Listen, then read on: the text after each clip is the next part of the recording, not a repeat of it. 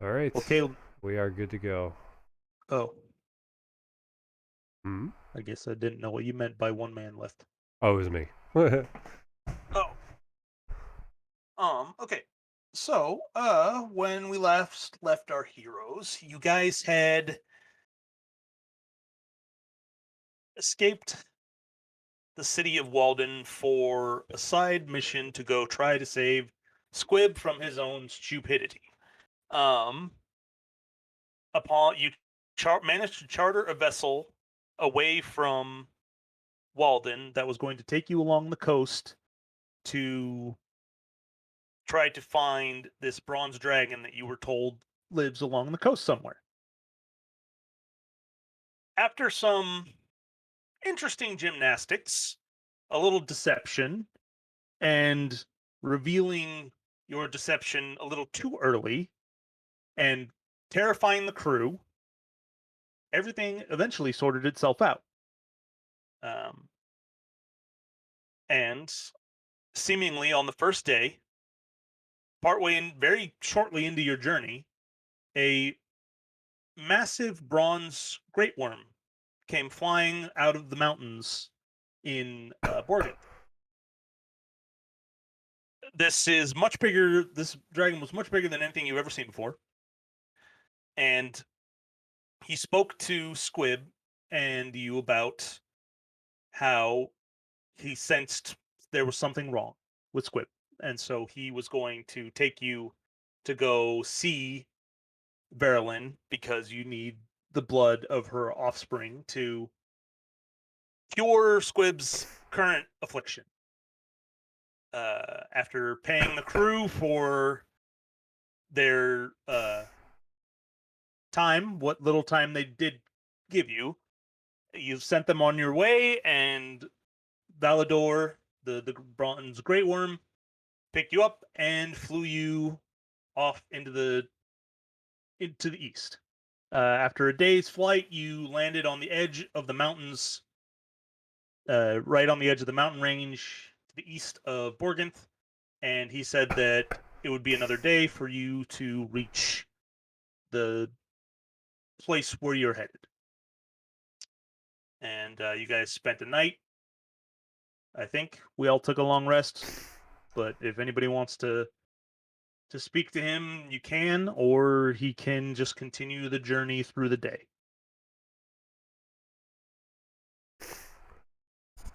I'm fine with just the journey continuing. Same. Me too. Okay. Yeah, I mean, he picks you up, and over the course of the day, you fly. Pretty much nothing is a predator for a bronze great worm, so you run into no issues, and you land. He says, and he tells you that it'll be in, spend the night here, and you'll get there in the morning, sometime in the morning. And if no one wants to engage in conversation, we will skip to the next day. Um, is he like taking off and leaving us in like a mountain range, or this is where the everyone's making camp? This is where he's resting for the night. Okay, so he's with us. Yes. Okay. Um, How many days has it been thus far? I need to mark down how many points of This concentration I've is the lost. end of the second day. All right, so I've lost 2 points then. Sure. I think you might have lost one before you left. He was down one when we were on the boat. I've I lost know that. 2 in total. before Uh, the ship voyage.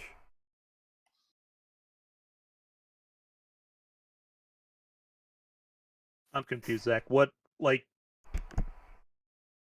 I'm currently at 18, 20. so the first day would have been the first day on the boat, which you already flew to the eastern side of the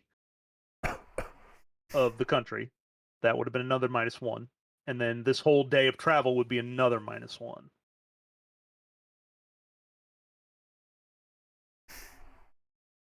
So it's down 3.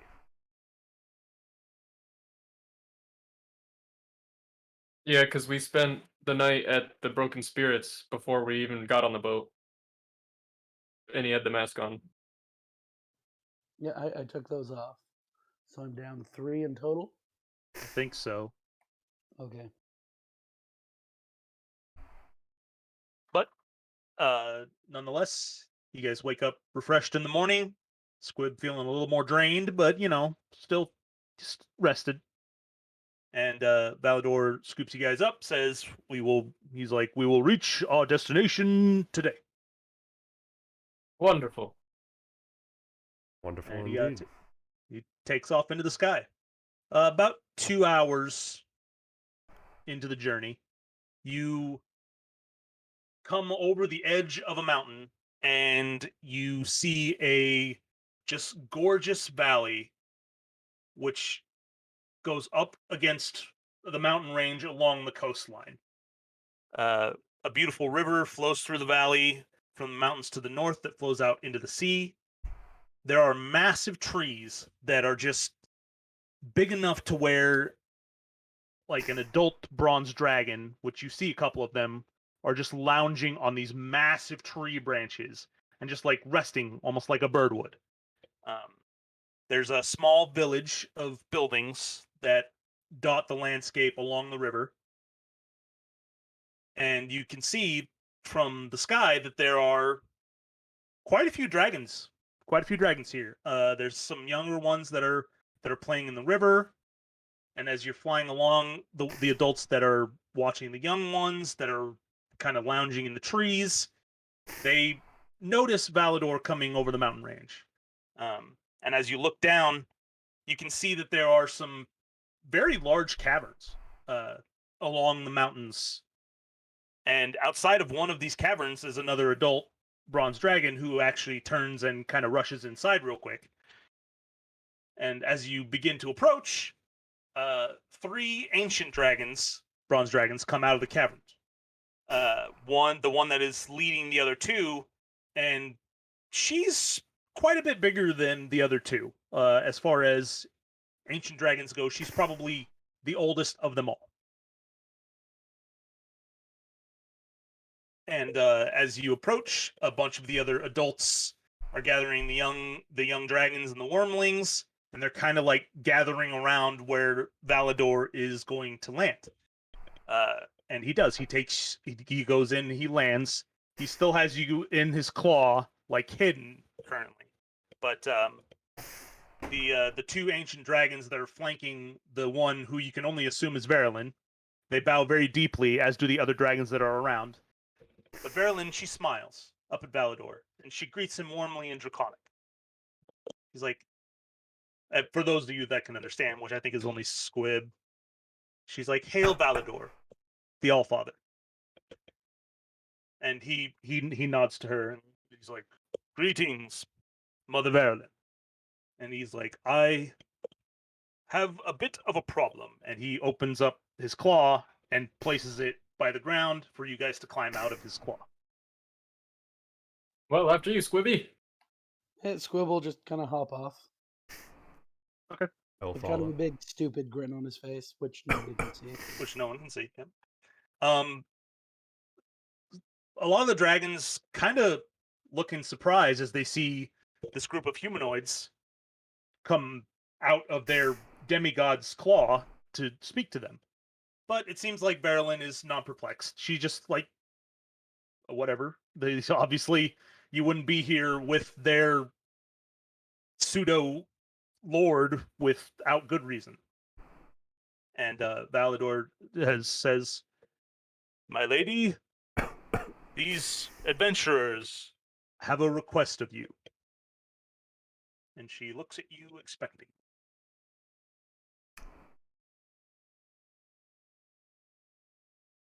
Well, he may be able to tell the story better himself, but we were hoping to get some assistance removing the mask that you see my kobold friend here wearing.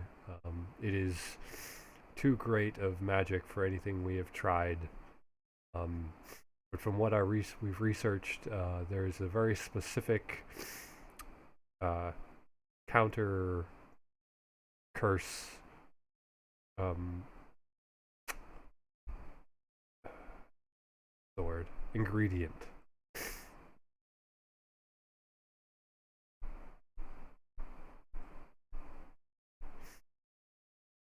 Squib, would you He like to? nods. Squib, would you like to ask the mighty Verilyn for what you need to save um, imminent death? I believe it was the blood of a bronze dragon wormling, A young bronze dragon. or young bronze dragon. We tried a young bronze dragon. It No, didn't work. it's the blood of a newborn bronze Yeah. dragon. Blood of a newborn bronze dragon. We tried using a polymorph to circumvent that, but it didn't quite go our way.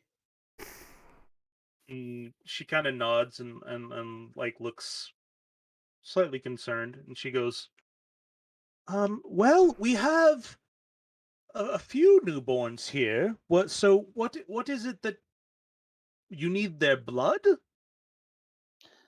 In order to remove the mask, yes. How much? No idea. I hope not a lot. And she's like, that's very disconcerting. Very. We agree. And Valador speaks up and he's like, my lady, this is not our usual request, but this young kobold here has been touched by our lord Bahamut, and I believe he has a greater destiny to fulfill. And she kind of looks up at him, and she's like, and she nods. She's like, I could sense it too, but I also sense much turmoil in him.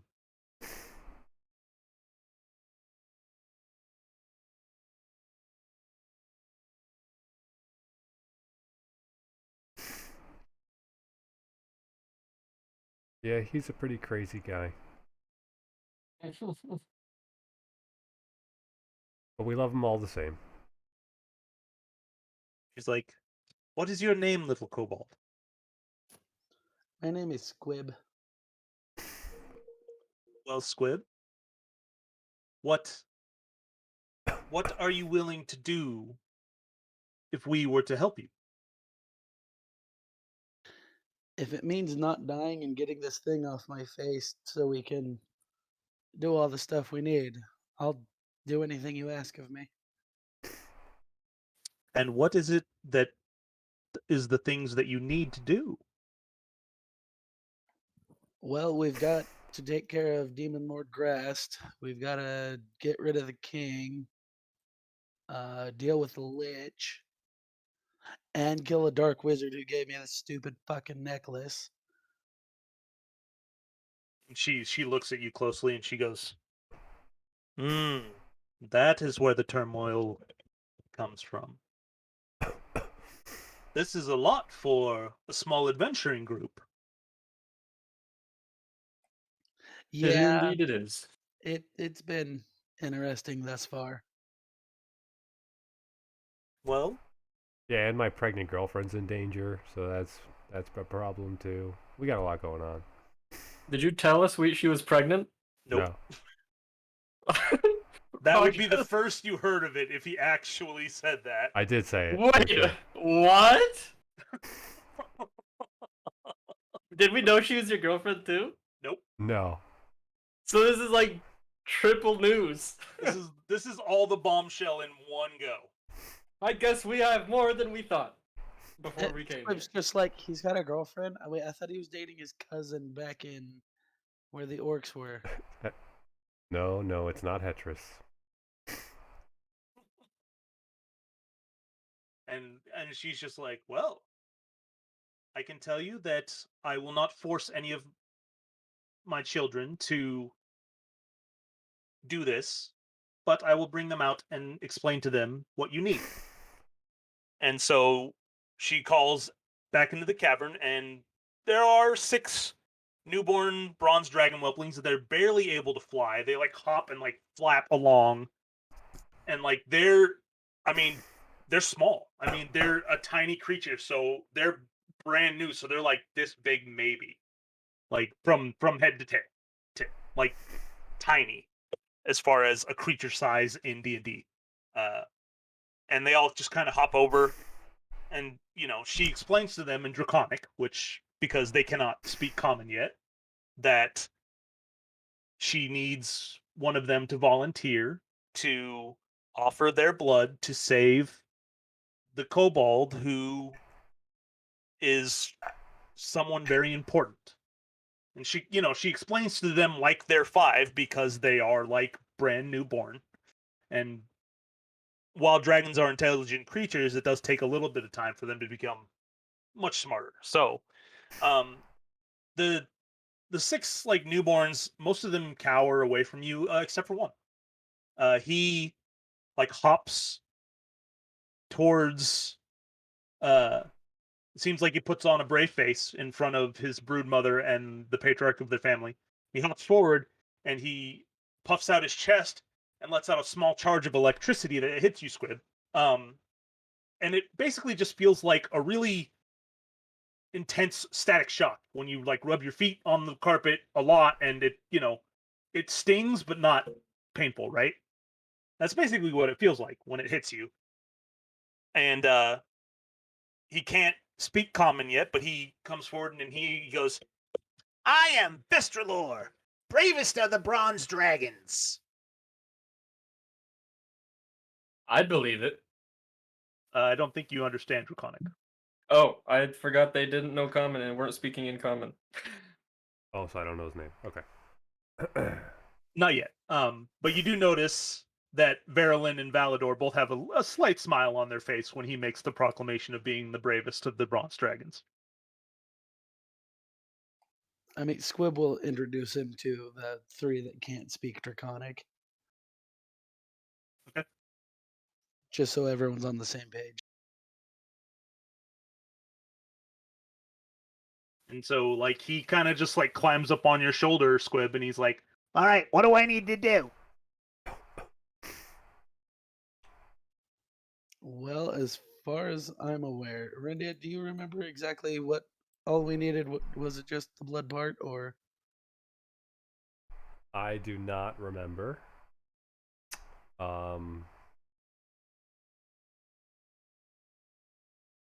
I do not remember. All I have in my notes is we need the blood of a newborn bronze dragon.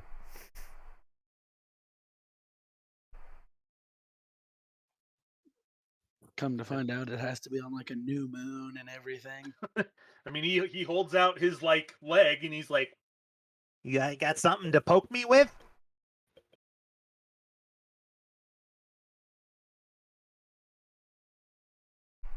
Yeah, Squib will take out a dagger and give him a little poke.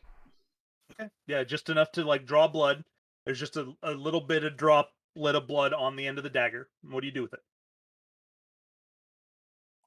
I guess I'd put it on the mask. Okay. Yeah, as you drip the blood on the mask, you immediately double over in pain. And Vestralor has to, like, jump off your shoulder because he climbed up on there, and he, like, kind of lands awkwardly, but you just, like, double over in pain, you fall to your knees. It feels like someone is literally just ripping your face off forcibly with their hands. Um you've never felt any pain like this in your life. Even all the times you were tortured by the dark mage, anytime since. Like, this is way crazy amounts of pain. And like, so much so that you, like, start screaming. And for you, it feels like it's been hours. It feels like someone is just ripping off your face for hours. And eventually, you do actually pass out from the pain. That's how intense it is. For the rest of you guys, it takes about a minute for the drop of Blonde's dragon blood, like, it moves along the top of the mask and goes behind it. And it takes about a minute, and it seems like the blood's, like, working its way down his face, and eventually it removes the curse and the mask just falls to the falls to the ground. Oh, wonderful. And Squib is lying there unconscious. Oh, wonderful.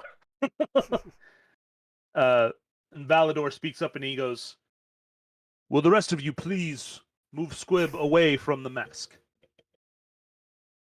I'm not very strong. I could heal this young dragon if he would like. We can try and I mean, he just kind of like he doesn't the little dragon doesn't understand you, but he's like acting all tough, you know. He's trying to act tough because it was just a slight pinprick, barely enough to draw 1 drop of blood. I will try and draw and drag Squib. All Okay, right, Squib is small, like he's dense, but he's small. So I'll help Sizan him. steps forward, helps. You know, he's not super strong either, but you know he's big, and you guys team up together and just kind of move him away. And so once you move far enough away, Valador like rears back on his hind legs, and he opens up his massive maw, and you can see a huge ball of lightning in his mouth, like praise the sun, like Spirit Bomb Goku size electric ball in his mouth, and it's just like getting bigger and bigger and bigger, and then eventually he slams his maw shut over the electric ball, and he hisses through his teeth, and a laser beam of lightning energy just shoots out in a like intense line. It's all been concentrated into one line, like through his teeth, and it slams into the mask in this tight laser beam of lightning, and the mask holds for a moment, and then it superheats, and it begins to melt. Oh, wow. And he's just concentrating all this power in this one beam, and it takes about 5 minutes of this concentrated lightning beam from this demigod great worm for the mask to finally like completely melt. And then as soon as it loses its shape and melts into like a puddle, the metal disintegrates immediately under the energy that is coming from the bronze dragon.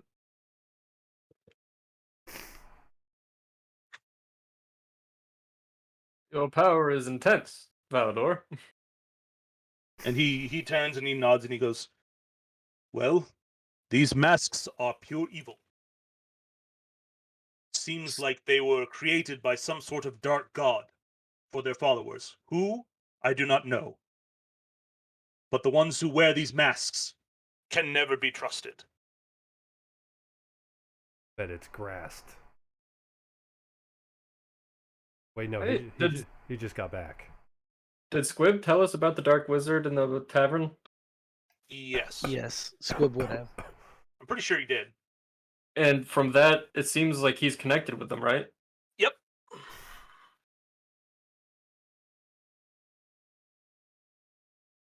Oh yeah, that's Well, he may not be the culprit. I think this Dark Wizard might at least have more information if we could find him and preferably stop him. Well, he goes, "There are dark forces at work in Boergenth, which is why I was so near and why I could feel what was happening to Squib. I was investigating what was going on. The entire country radiates evil now, whereas not too long ago, much of the country was light and good, and you could feel the forces of light and darkness fighting each other. But now, darkness has taken over completely, and there are very few places of light left in the country. I tell you this because if the country falls completely into darkness, then we will have no choice but to gather my brothers and sisters and cleanse the country in the name of Bahamut to destroy the evil." Well, if everything goes according to plan, it shouldn't come to that. But that does sound like a great backup option. It really does. If it does come to that, please at least let us get out of the way first. I can make no guarantees. We could not let any evil escape. Fair enough. You speak of areas of light currently within Boergenth. Is there any way you could describe them to us or let us know where they are so that we could perhaps concentrate our efforts, try and spread the light?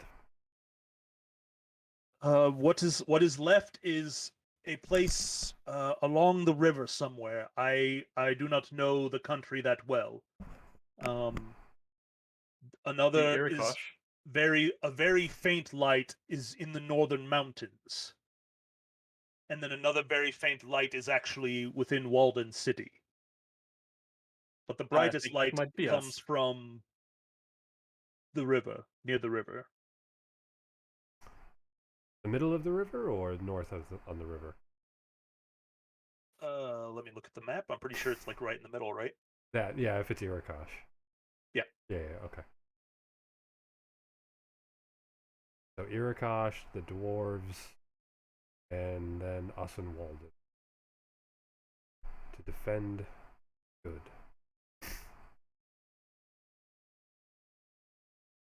Are you aware of the particulars that have overcome our country?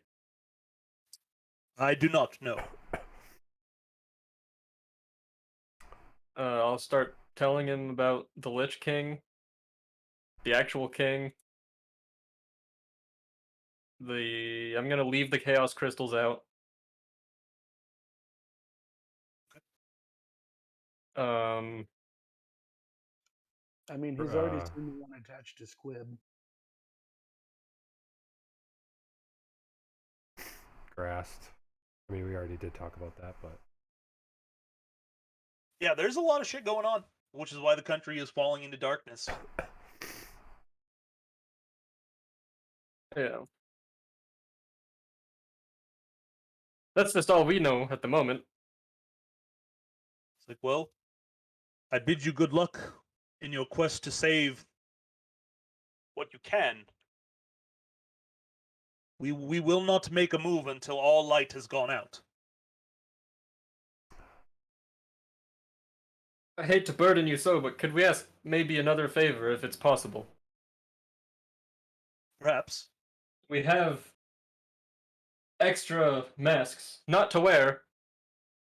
We just didn't quite know what they were for, what they were capable of when we took them from the faceless ones when they attacked us.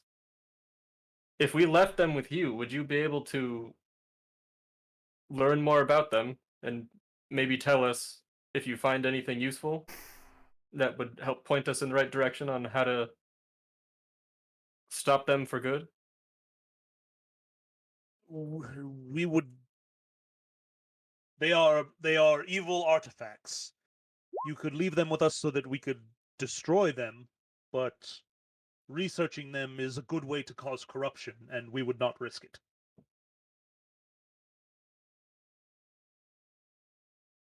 I see. I'm fine. Well, we have no way of destroying them, so I'm okay with leaving them here if you are. Yeah, I'm fine with them being destroyed. You did know that back in Walden, Master Darius, what did I name him? The The drow. yeah, the Forge Master. He knows how to destroy them. Oh, he does? Yeah, he said he knew how to destroy them, but like there was no way to like regain whatever material they're from or anything like that, but does know that he has the ability to melt them down completely. But he said Oh. it takes a while.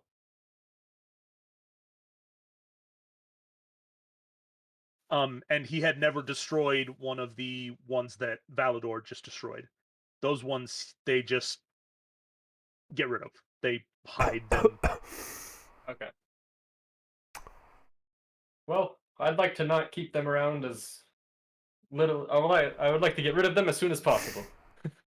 Personally. Especially after this fiasco. Vador's like, well, if you leave them with us, we will make sure they are disposed of. Yep. I will go get the bag of holding from Squib. Squib is still And- unconscious on the floor. Yeah, I'm just gonna take it. Sorry, Squib. I'm just gonna take the bag and take the masks out. Okay. You should see if he can destroy Grass's book too. That's a good idea. Well- That's something else we shouldn't pull out, though, right? Correct. It's touchy if you do pull it out. I don't even want to take the mirror out, let alone the book. By the by, how quickly could you destroy a book of a demon lord? I mean, he just kind of like looks at you like what? He goes, that's that is something that is beyond my ability. All right, so I won't touch that then. I'll just pull out the masks and put them on the ground. Do you have one? Yes, but we do not want to take it out of our fancy bag. I fear the demon lord can. He doesn't seem to You'll- know where it is when we have it Yes, in the bag of holding. and if we pull it out, he'll know where we are and where everyone, all of your people here are. We don't want that. So it's a bag of holding. So it's an alternate dimension, which is why he can't track it. Yes, from our understanding. That all flies a bit over my head, but Well, sounds it's good. familiar. It's good that you have one, and you can hide it from this demon lord. If he had that book, I can only assume how quickly the country would fall into darkness. Pro tip: never touch that book again. Do you know of a way we might dispose of it on our own? Oh dear. Its owner is on this plane? Yes. And if he's not now, he can be very easily. The best way to dispose of it would be send it to a different plane that he can't get to. If we leave it in the bag of holding and then destroy the bag of holding, what happens? Bad you- shit. If you Bad just shit.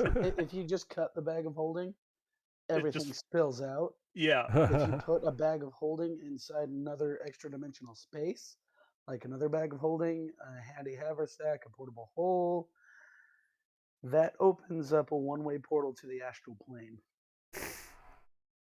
Oh, lovely. Yeah, but you don't know that. Yeah. Yeah, no. Fucking with bags of holding and portable holes. Valador's like, yeah, it's probably not a good idea to try to destroy the bag of holding. So we just need to make sure he never gets our bag of holding. It Correct. is the best option currently, unless you can somehow send it to a heavenly realm or something. Ah, We know someone who might be able to do that, but the book itself. yes. Yeah. Be Oh. a quick use plane shift.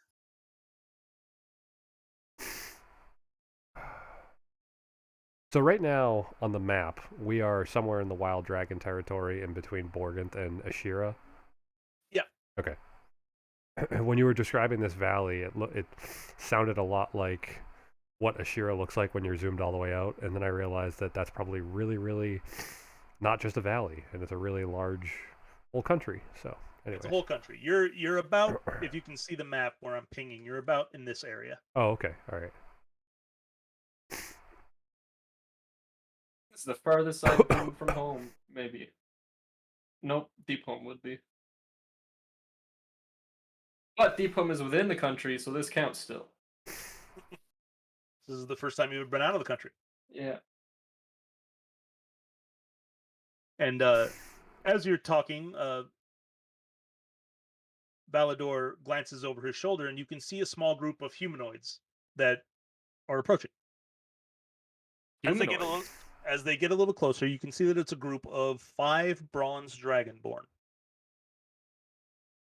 As they approach, they bow deeply before Valador, who is basically their demigod. And Valador bows back and he goes, greeting, Wagrales, chief of the Bronzeborn tribe.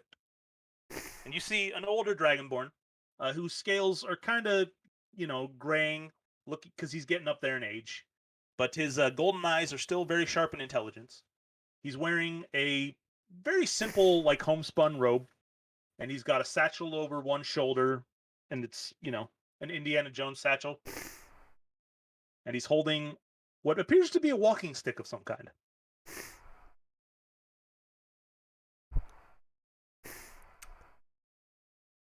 He nods, and, it's at this point where Squib finally begins to, like, wake up from his journey to Sleepy Land. His not so fun journey. Because we didn't help him at all. We just let him sit there. Well, listen, I'm not a strong person. I can't carry him. So, and Squib did bring this upon himself by being a dipshit. Welcome back, Squib. My face hurts. My face hurts a lot. Well, you should be back to normal sometime soon, at least. Perhaps someone can restore you greatly.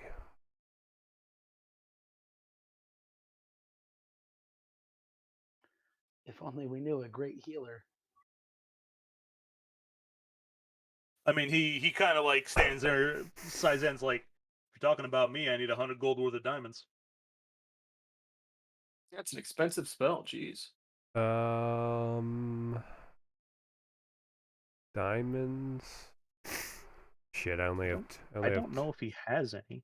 I don't. He has a bunch of money, but I don't think he's had a chance to buy any We've diamonds. got that diamond the size of a softball. Yeah, from the Hydro Lair. That's. I mean, if you want him to use that, it would consume the whole diamond for 100 gold spell. I have 2 diamonds. I don't know how You much. know, I don't know how much they're worth. We could. Well, that doesn't help me at all. Yeah, I know.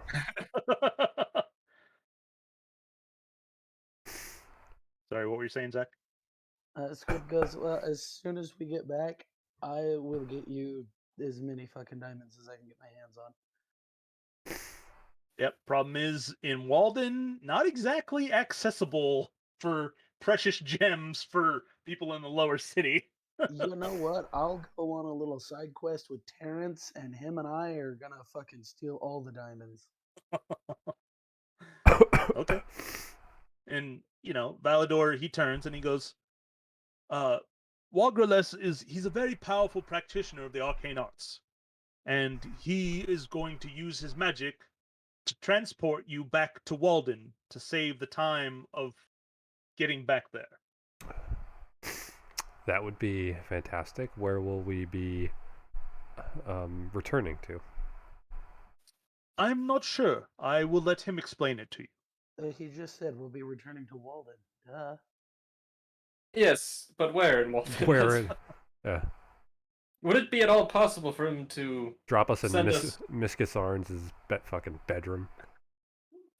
either that, or we were planning to go to the dwarven slave mines next?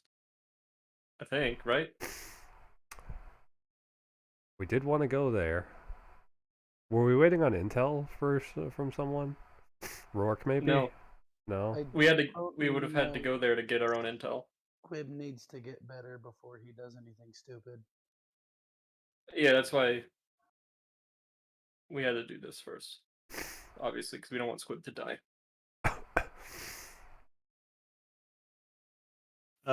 Valador's like, well, I will let Wagrales explain what he has, but this is where we part ways. Goodbye, my friends, and remember my warning. You must protect the light, or we will have no choice but to cleanse the blight on this realm. I'll do my best. If I try to reach out via message, will you be receptible? You have the magical ability to speak with me? I can try and send a message your way. I think you would have the ability to not reply, or perhaps the message would get lost in the plains.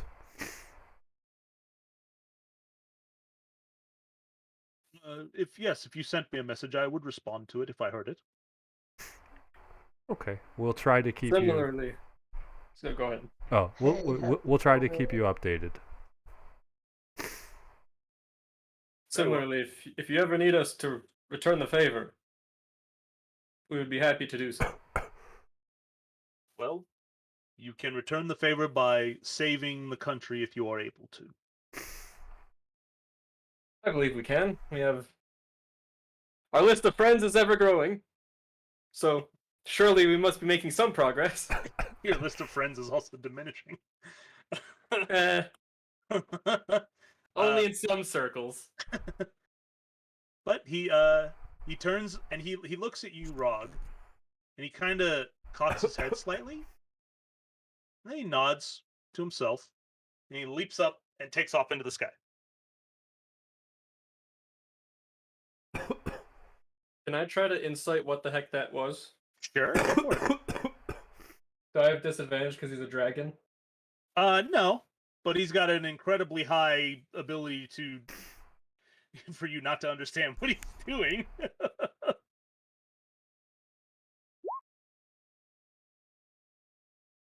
19. Oh, what's a bronze great worm?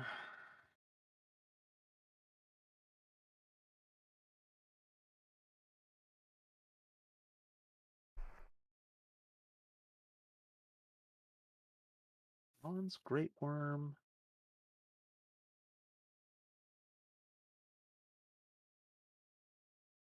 It's a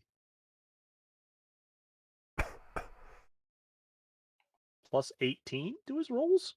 Ah, Jesus. So don't roll a 1. Yeah, Damn it! you can't tell what that was all about. Huh. It's like he saw right through me. Yeah, they're challenge rating 28, so technically they're killable. But he's also almost as strong as Bahamut or Tiamat was when you fought him in the dream world. Yeah. And so Wog Rilesk, he comes over and he's like, "Hello, friends. If you'll come with me, I will take you back to our village and I can send you on your way." That would be very helpful. amazing. I'll follow him. Okay. Yeah, it's a bit of slow going. It takes you about an hour to get there. But sorry.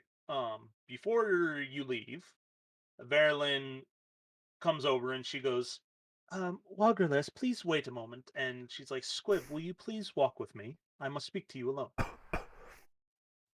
Yes, gladly. And Squib will follow her. Okay. Yeah, once you're away from everyone, she turns and she goes, Vestralor has snuck into your friend's pack. He's in the pack of the bird-like one. I see. Do you want me to retrieve him or? No, unless you do not agree to my terms. Vestralor is a very headstrong young dragon and wants to explore the world. And Valador has given his blessing. So, since he has, I will as well. Now, Vestralor is under your charge, but he is too young to be of use in any sort of combat. But he could help in case others need to be freed from their curse. If you are uncomfortable with trying to protect him, I will have him stay here. Well, for what he has done and what you have done for me, I will gladly lay down my life for the little one. Very well.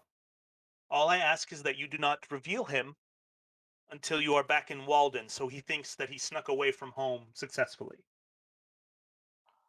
I will have no issues with that whatsoever because the look on my friend's face when he pops out will be the funniest damn thing I have seen in a while. And she smiles and she goes, "Very well. I hope that we meet again, Squib, champion of Bahamut." Squib will bow and say, it would be a great pleasure and honor to meet you again. Okay. And she guides you back to the group. And, Wagerless is just waiting there patiently. He's like, "Oh, all right, let's go."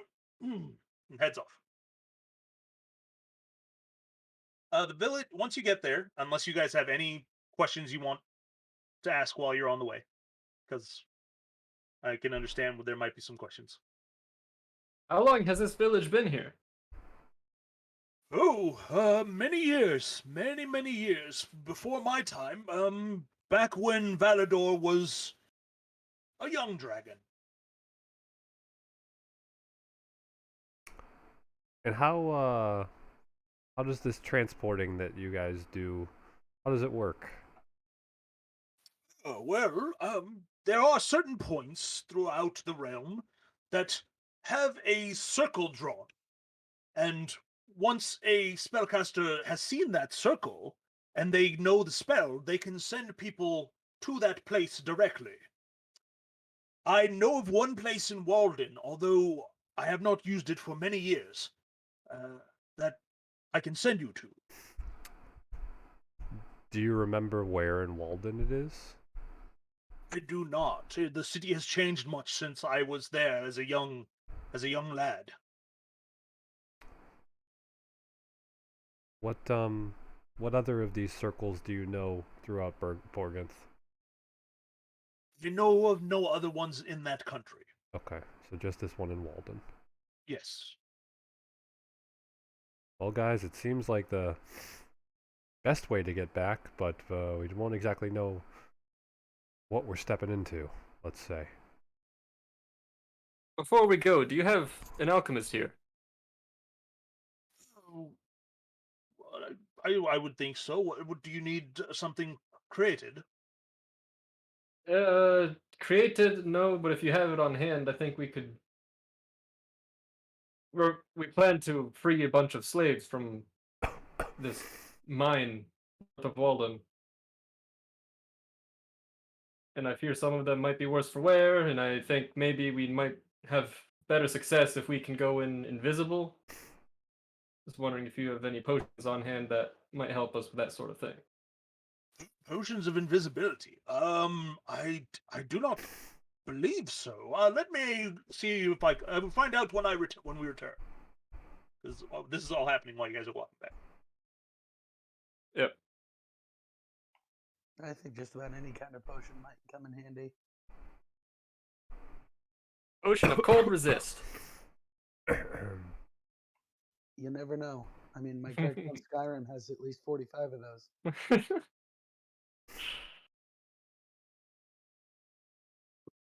Any other questions?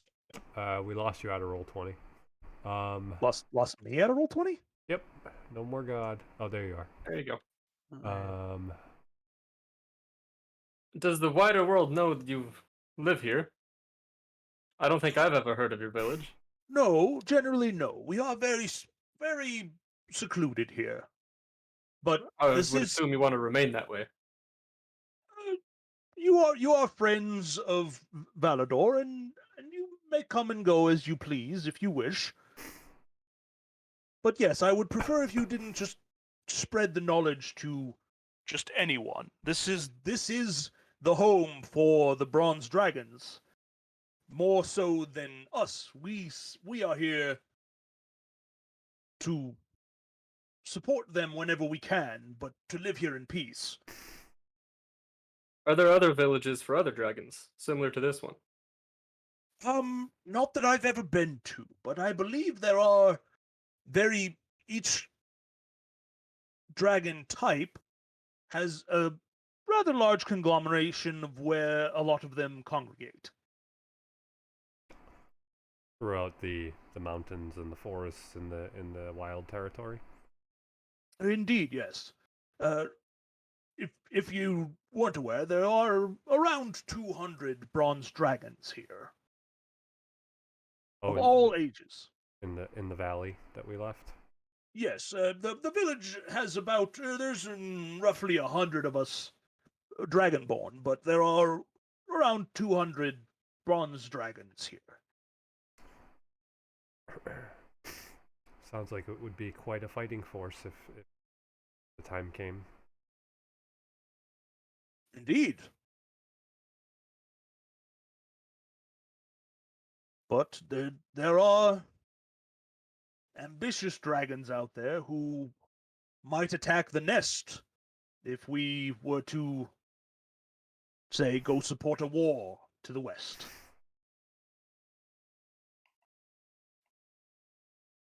That makes sense. Yeah, Valador said that they would only mobilize if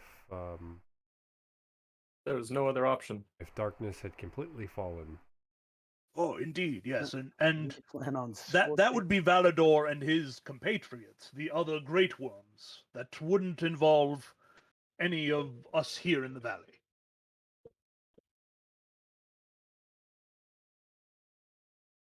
Well, after what he showed us today, I think they would succeed very well.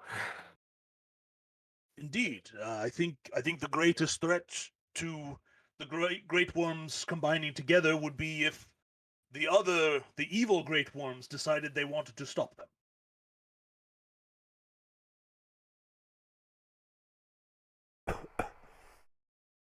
But evil dragons are very selfish beasts, and hardly would work together unless it was beneficial to all five.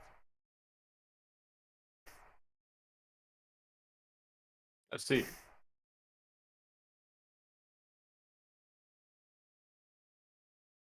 You good, Kyle? Mm-hmm. Little guy waking up. Yeah, he's moving around, but gonna settle. Okay. It's like, I think I've asked this man's all my questions. okay. Yeah, I mean, you show up at the village, and it is very quaint. There is only about 100 dragonborn that live here, and he's like, he leads you into probably the biggest building that is here, but it's still fairly small in terms of, the grand scheme of buildings. And as you walk inside, you can see there are runes drawn in a circle on the ground. He goes, this is our teleportation circle here, which, if you have a powerful spellcaster who knows of this place, you can always return here. But let me go see if our alchemist has any sort of potions that might help.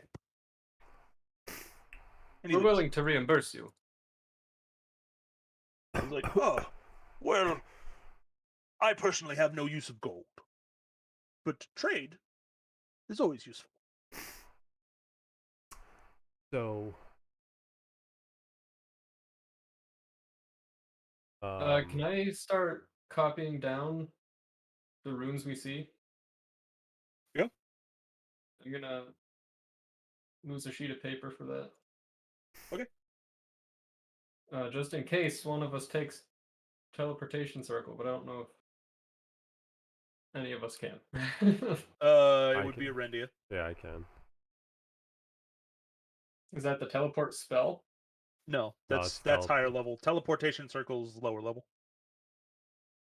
Teleport allows you to teleport anywhere with chances of Oh. mishap. But Oh, I could take it teleportation too. circle it has to go to a direct location that you've been to before that has a circle. Gotcha. I was gonna ask a similar question. Like, is having seen it enough so that if I was to take it in the future, I could go, "Hey, we saw the place in the Dragonborn."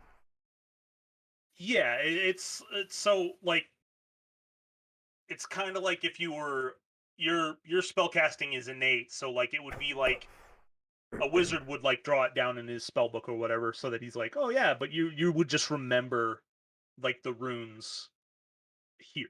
Gotcha. But Rog's also drawing the circle, so you wouldn't have to like Definitely wouldn't hurt to have the runes written down. Yeah, I'll write them down.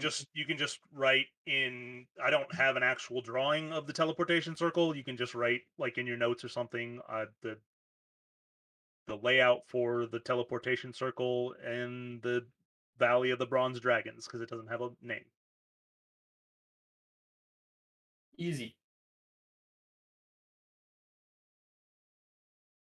And he comes back a few minutes later and he's like, sorry, no invisibility potions. That seems to be beyond our alchemist's ability.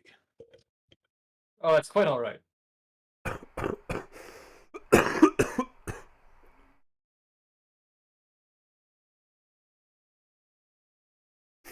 Was there anything else, or would you like to get headed out as soon as possible?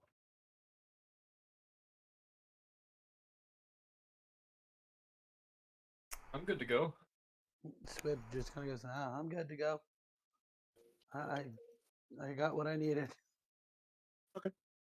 All right, let's. Yeah, I mean he reaches into his satchel and pulls out what looks like to be a spell book and opens it up to a certain page, and he begins to start ritually casting teleportation circle and read like drawing the runes in on his teleportation circle until he gets to the last one, and he's like, "All right, as soon as I fill in this last rune, the spell will activate, and you will have 6 seconds to go through the circle. So chop chop." And just wanted to double check and make sure that you are ready to go. Hang on 1 second. I'm gonna copy down the runes for Walden as well, except for the last one. Okay. And then Well, you're going there, so you could copy it there. Oh, I didn't know they would be there. Okay, Yes. never mind. I'll wait. Once we get there, then I'll do it. And he's like, "All right." And he finishes the last rune, and he's like, "Go, my friends. Good luck." And I'm gonna put my hood up and walk through. I will walk through. Squib will put his up and walk through as well. All right. I'm being stealthy. As you guys go through, But Squib is invisible. you come out, and you appear to be in an abandoned basement of a building in Walden, you can only assume. And you come through, it's super dusty in here. Part of the like roof has like caved in slightly, like the support beams have rotted out. It's musty, it's dark. No one has been here in who knows how many years. The runes they were lit up and then they go dim as the spell fades. But you could dust them off and, draw up the teleportation circle if you wanted to. At least it's discreet. Is there a window? Nope. Is there a door? A slight search around the room, you do realize that there are stairs that lead up to a door, kind of like a cellar door. Oh, right, because we're in a basement. Mm-hmm. But it's sealed shut. The door is sealed shut? Mm-hmm. What kind of door is it? Wood? Stone? It's made of wood. Or make an investigation check. Yeah, is it the only? Can I look for another exit? Sure. While they're doing that, I want to listen at the door, the little roof hatch thing. Okay, make a perception check. There are no other exits, and you can't really hear anything on the other side of the door. Not immediately on the other side of the door. Squibble let it kind of whisper to everyone. It's like, I don't hear anything. Should I just give it a good heave ho? Well, it's better than me doing it. Yeah, sure. You got a crowbar? I believe Wolf's got one. Well, he ain't yeah. with us, so. He hands it over. Yeah, I will grab the crowbar and then just give her a nice heave ho. Okay, give me a strength check. 19. You like put your weight into it, and now that you like put your weight into it, you realize that the door is made of wood, but it has also been disused for some time and is kind of beginning to like decay and mold and like fall apart as wood is wont to do. So you like put your shoulder into it. It is sealed shut, but like it like splinters a bit and it creaks open just a slight, like an inch, and sunlight comes beaming through into the basement.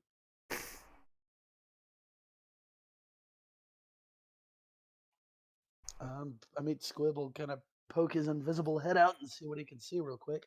Well, your head can't fit through this like inch and a half that you've opened. Oh, well, he'll keep pushing and see what he can see. Okay, give me another strength check.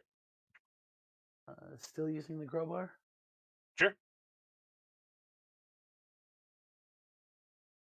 19. Yep.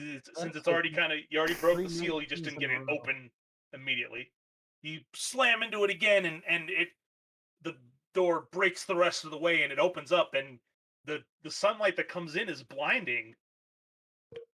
Oh, we're in the upper city. Shit. What it appears to be the upper city? Yeah, because it's not covered in smog. Yep. Yep. Oh, damn. Oh, this should be fun. Get back for a second, Squib. Squib's currently invisible. So Sizen can pass as human, right? Generally, yeah. I can disguise self. Squib Yeah. can go invisible. You guys have the rocks. Yeah, we have the rocks. They lasted only an hour, though. I think I gave mine to someone. No, I didn't. Oh, but are those single use or? They are I think it was like once per day. once But per it's been day. like 3 days. Okay.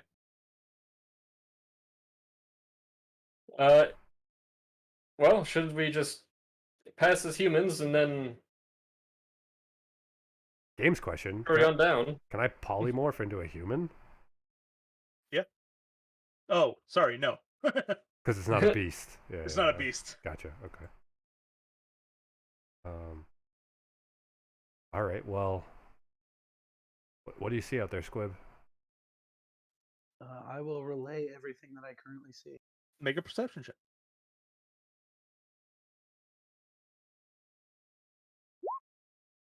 10. Yeah, I mean, you just kind of peek your head out, look around. You see humans walking around, going about their business. It's very clean up here. Just like immaculate. Like everything is kept perfectly clean. The humans, none of them are dirty. It's like the hierarchy of Rome, where people would just walk around looking fantastic and no, you know, in just robes and nice clothing, like a far cry from everything you've seen down in the lower city.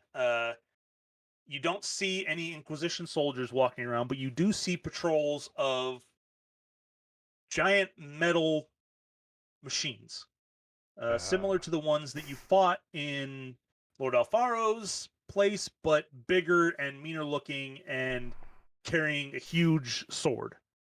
Oh, those must be new. Are they new? Yeah, no, seeing one of those squibs gonna sneak back down into the basement and go, oh, those don't look like they're fun. And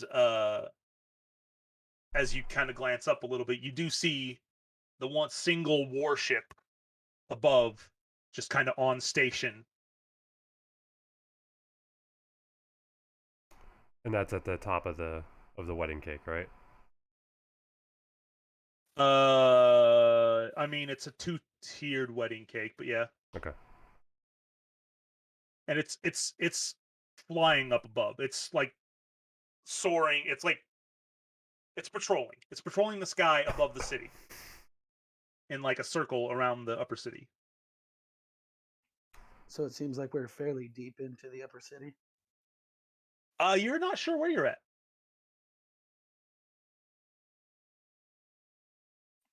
Yeah, Squibble. Would I recognize where we're at? Let everyone know what he saw and make. I don't think so. I don't think Rog would have ever been to the upper city.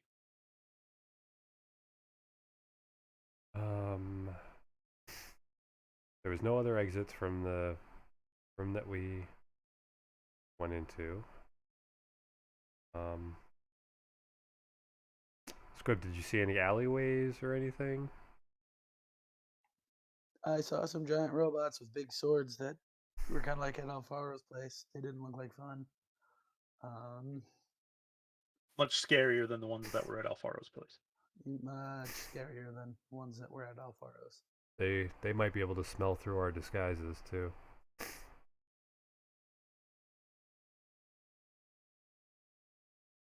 For lack of a better term.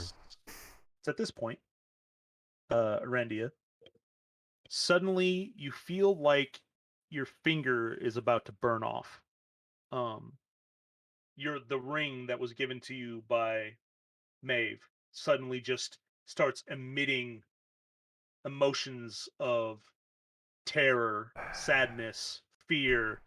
They're almost overwhelming, and it hurts really bad because the emotions are just so strong, and it's like burning your hand. Do I have a physical reaction to this? Yeah, you might. I mean, give me a let's see. Give me a deception roll to see if you hide the pain from your teammates. 8? No. Their passive insight's high enough to realize that you suddenly like clutch your wrist and go, ah. You don't say anything, but you're like, mm. Is everything all right, Arandia? Are you cursed too? We don't need more than one cursed person, damn it. I think Deep Home is falling. Did it trip?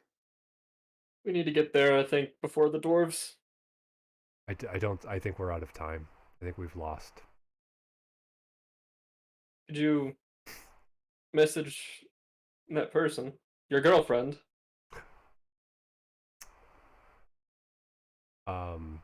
Yeah, that's Maeve, by the way, Maeve. if you remember. Did we ever meet Maeve? Yeah, Yep. yeah, she was a high-ranking member. She's the commander of the Kingsguard in Whisper's Edge. Oh, it's Maeve! You might want to ask her what's going on. Based on what I'm feeling here, I don't know if she'll even be able to respond, but let me try.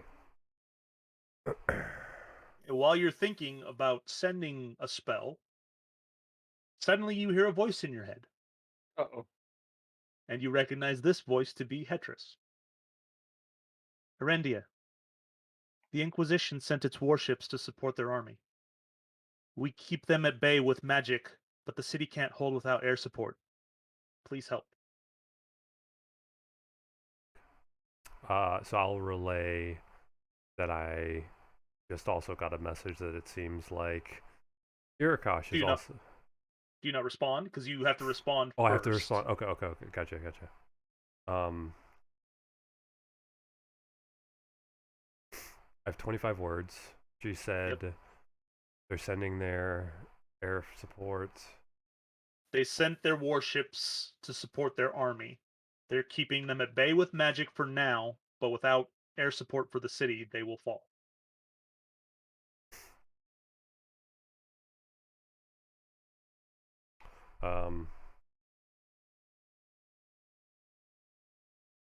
Okay.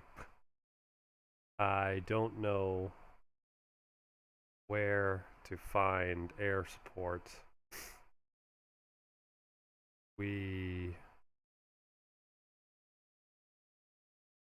are currently trapped in Walden Upper City.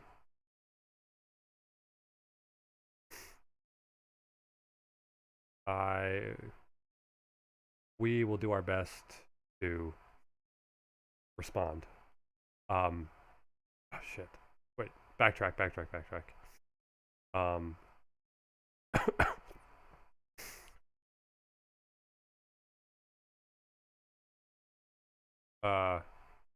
We'll try to respond. Deep Home under attack too. Okay.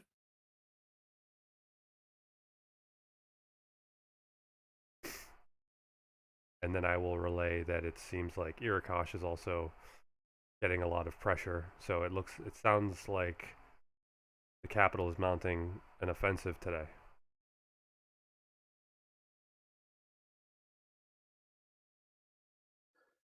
Do we know how much time Irikosh has?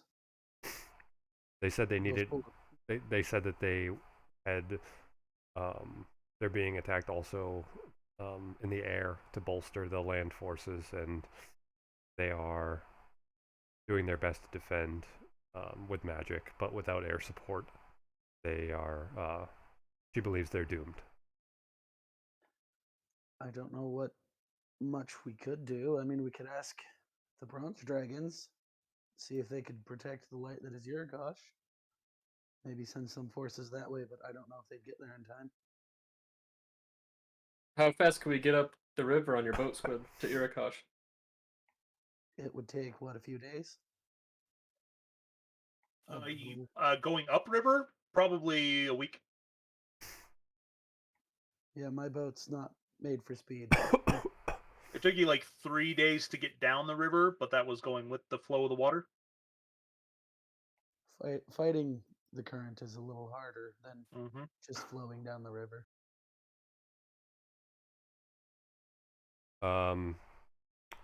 I'll cast Sending at Maeve Okay. and say, "I feel your turmoil. Um, what's happening right now? What can I do?" She does respond, and the cry in her voice is unmistakable. She goes, "They're burning it. Teldrassil is on fire. Erendia." Eldersil is on fire, which I The world, saw. the world tree. Yup. Um,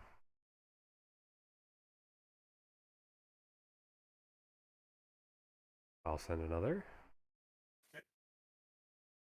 and I will say,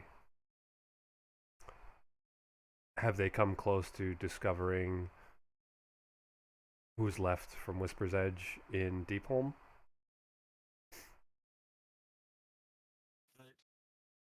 Voice comes back in and she goes, "No, we're fine, but they're trying to force us out by burning our home."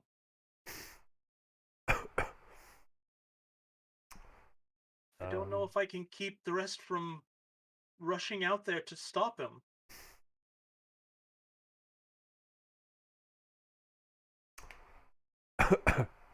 I'll send one more. I will say,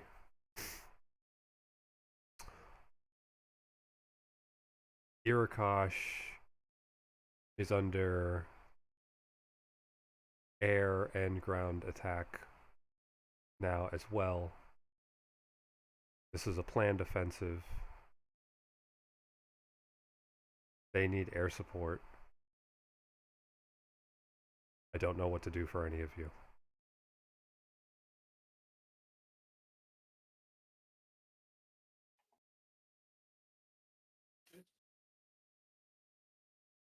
She doesn't really have a response to that one.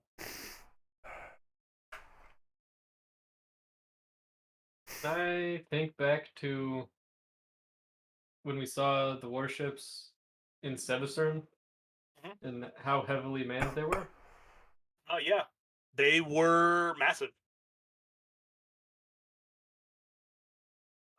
Shit. The biggest ship that the Inquisition had to defend Sevastern was an old dwarven warship from the war that they had taken command of because as spoils of war, basically. And that one was manned by probably 500 or so people. The ships that you guys flew in on, the crew was like 20, and there were 100 warriors. The ones that you came with the elves. So they're considerably smaller, but that one.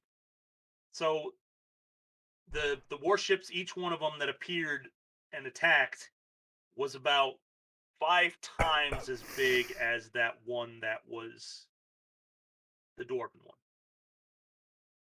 And is that the same type as the one that's floating in Walden right now? Yes. They Well- have 3 of them. And they have huge heavy cannons that they fire out of the bottom of their ship as bombardment. So it's safe to assume that the other 2 are at Irikosh then. That would be your best guess, yeah. And it doesn't seem likely that we could successfully steal this one. No? That would be very complicated.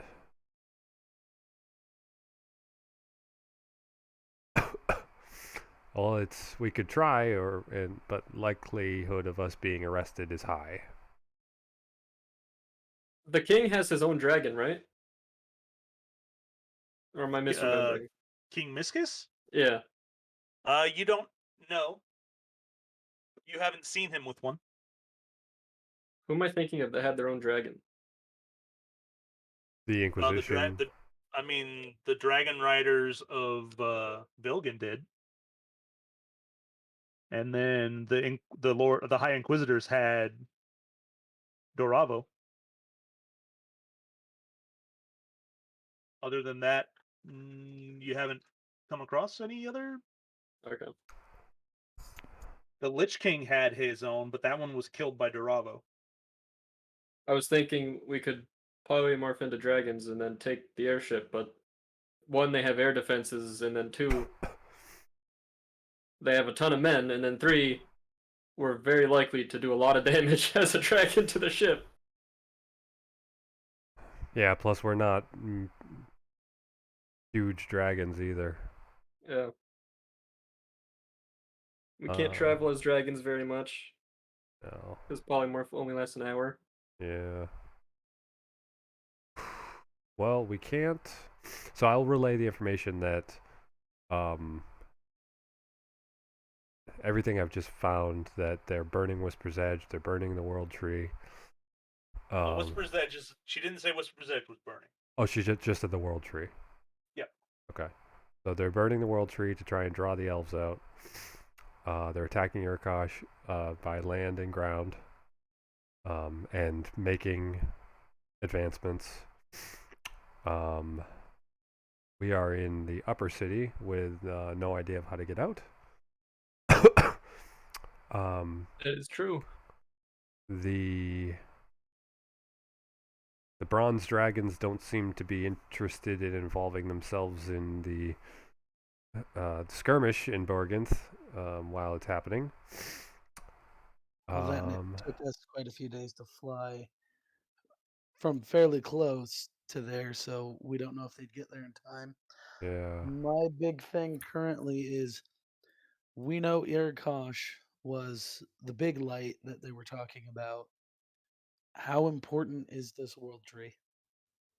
Well, the World Tree isn't even where the light was coming from. The light was coming from the mountains to the north, which would tell me that it's the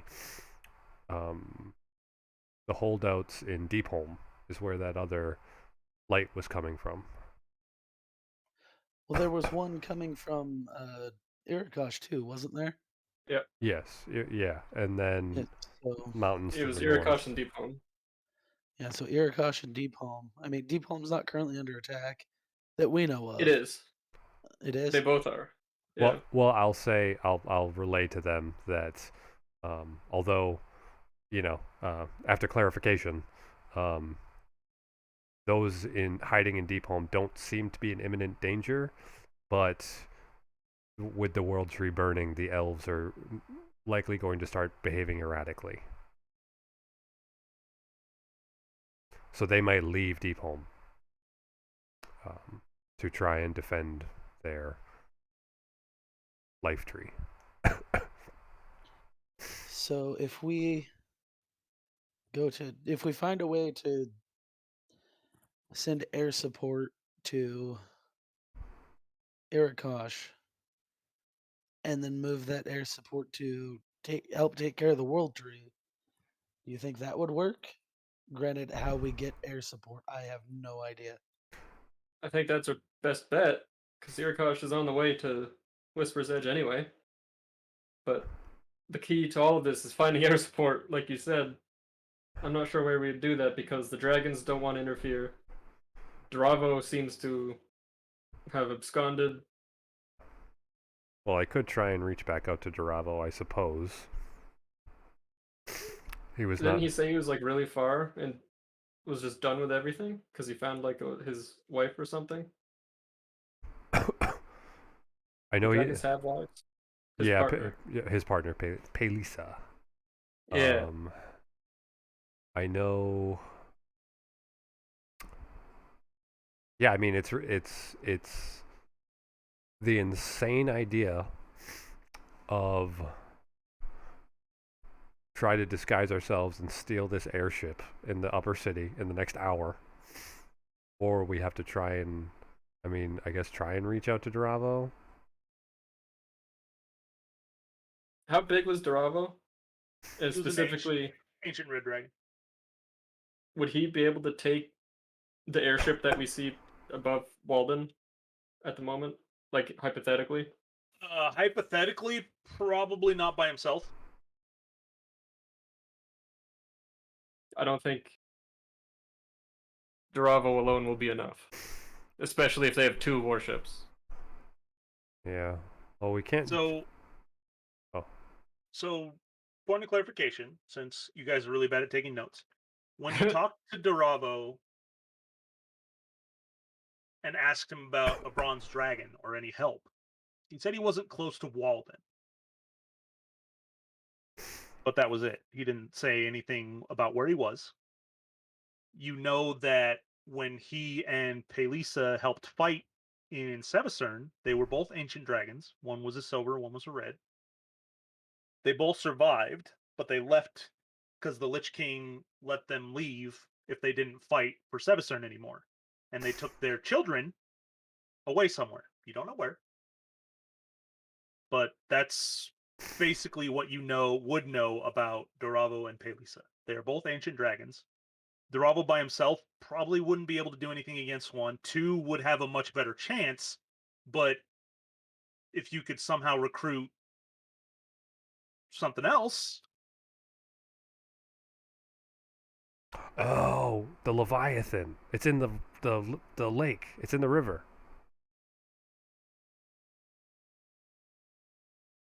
Would we be able to sway him? I think his mind is solely on the Chaos Crystal. I'm sure we could probably convince him that we need his help, and he could probably help with the tree. I think he could help with the. If I remember correctly. Oh no, Irikosh is on the Irikosh is on the inside, river. but it's on the inside. It's not on the other side. So if they're attacking from Walden, they're attacking through the hills away from the water. Yep. So maybe see if he can go help with the world tree. Well, it's either him. Well, let's think of all the people that we know. Okay. we know this Leviathan thing. We know the Silver and Red Ancient Dragons. You know, Benjamin. We know Benjamin. That's my thought. Benjamin might be an outlet here. But again, I think Valador, you know Verilyn, you know their brood. We know the great bronze dragons who aren't interested. I think Benjamin would also be only focused on the Chaos Crystals. He might be able to do something. We could at least ask him. All right, how about let's do this? I'm gonna reach out to Duravo. I'll pray to Benjamin while he does this. Okay.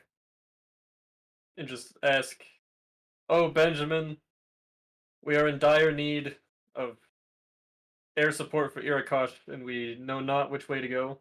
If you have any assistance you could provide, we would be very appreciative." Okay.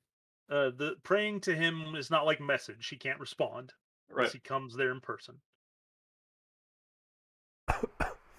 you don't get anything back from him. Okay. Necessarily. I assume he hears because he always hears.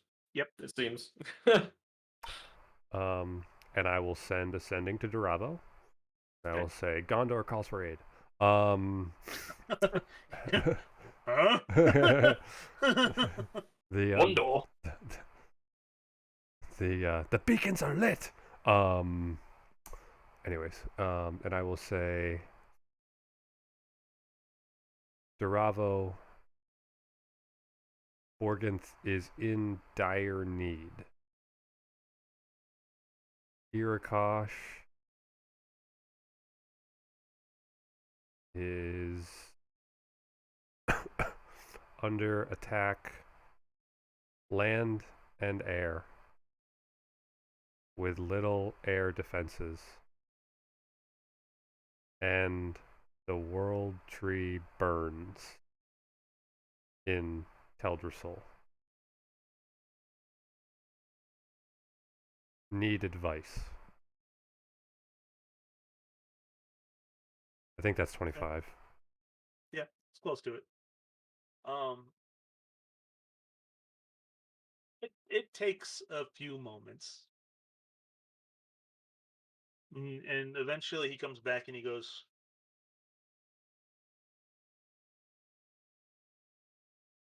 "Is the Lich King there?"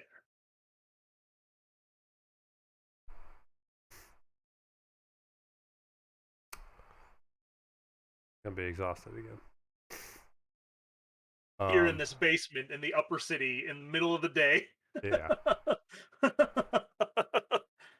Um,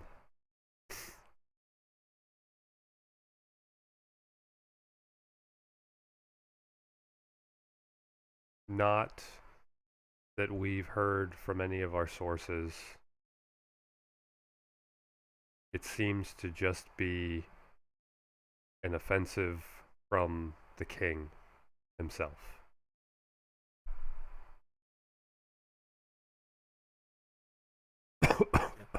He responds again, and like, if I don't portray it, you can hear the venom in his voice when he goes, "The king, traitor. Where do you need us to go?"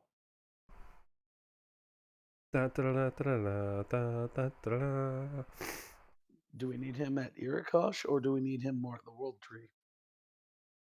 Irikosh needs air support. True, and I bet the dragon is pretty damn good air support. Fire an Yeah. ice dragon. I will send back. I will say Irikosh called desperately for ear support. We are stuck in Walden Upper City.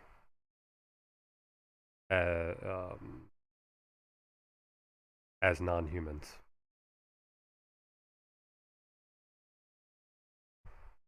He responds, he's like, "I will gather help."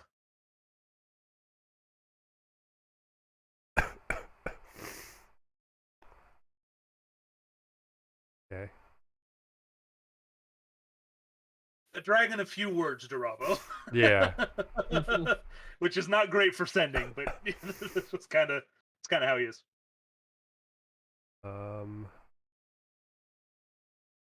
Okay. So, hey guys, I'm arcanely exhausted. How the hell are we gonna get out of here now? Oh, by the way, I was just talking to Duravo. He said he's gonna bolster assistance for to help Irikosh, and he sounded like he really, really doesn't like Miscus Arn in his tone. He did sound concerned about the Lich King, but when I told him that we think that it's just the king doing it, then he seems to be very aggressive towards our cause.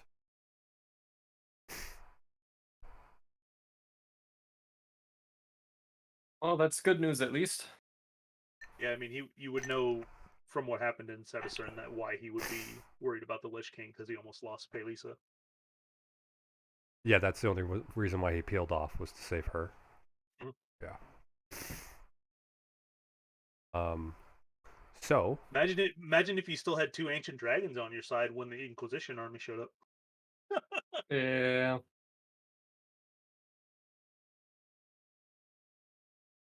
wait, what? Because he was already gone by the time the king showed up. Yeah, Duravo and Pelisa had already pieced out by the time the king showed up with his army. Oh, right.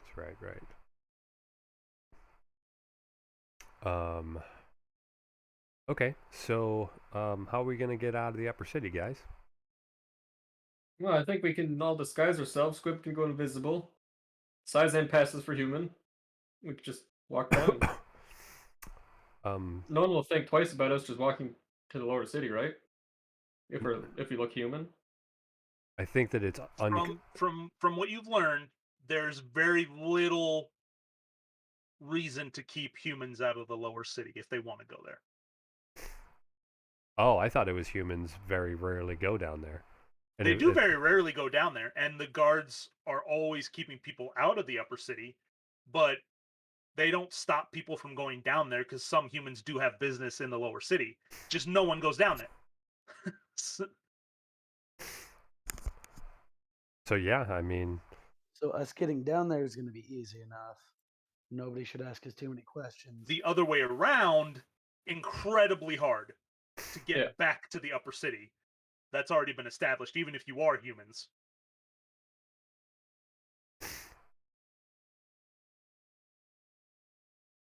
so are we saying that Duravo rallying his friends to go help Irikosh is enough, and will not, and we should continue our business in Walden and down here in the south?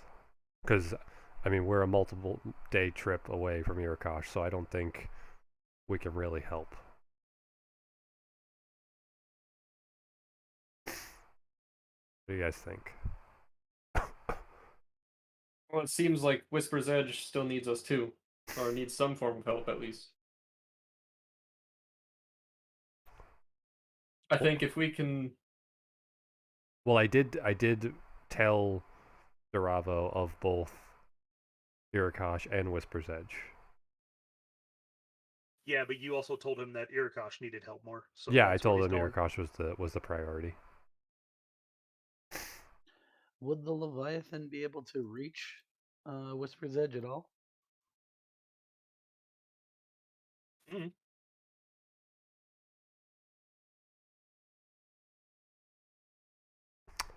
I think I need to go rest before I do any more.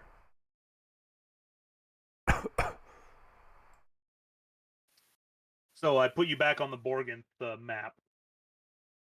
This is the world tree right here. He might be able to do something. I don't know how far out of the water a Leviathan can go.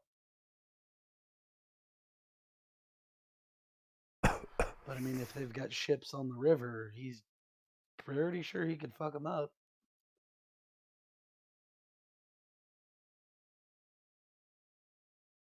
At least be some kind of thorn in their side. Well, let's try to get out of the upper city, and then regroup. Squib's gonna slap Arindy on the ass and see if his bolstering magic can help him out at all. It Hey, you get a does. third level spell There back. you go.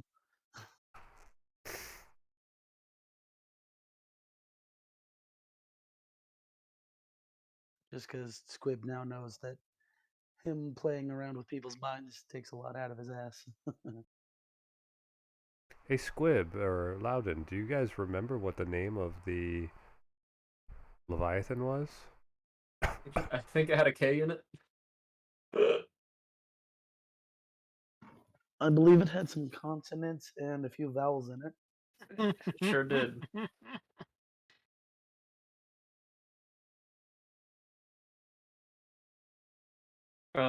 I don't remember now. Yeah, I've got loot, and then like the only note I actually have other than loot on my character sheet is jelly or jam in the pants means kill all the peoples. That is the only note I have taken. Also, if we're playing Hangman, you definitely would have your head already. There is no K in his name. Oh, So I'm gonna have a real tough time sending. okay. He has a Z in it though, right? No. No? Oh, god damn it.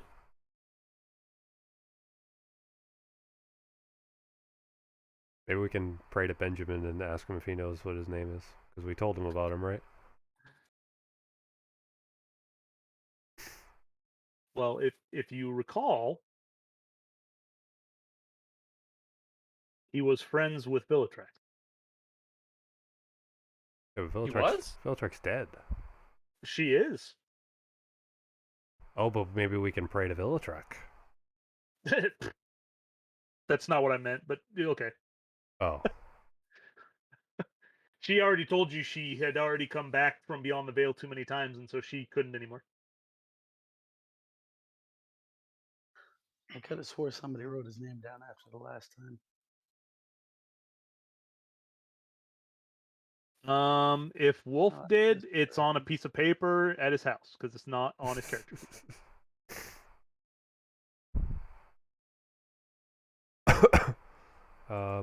Yeah, so let's get out of the upper city and try to and at then least, burn that bridge when we get there. and then try to regroup. Maybe I can reach out to someone in Yurikosh and see if they know the name of the river Leviathan.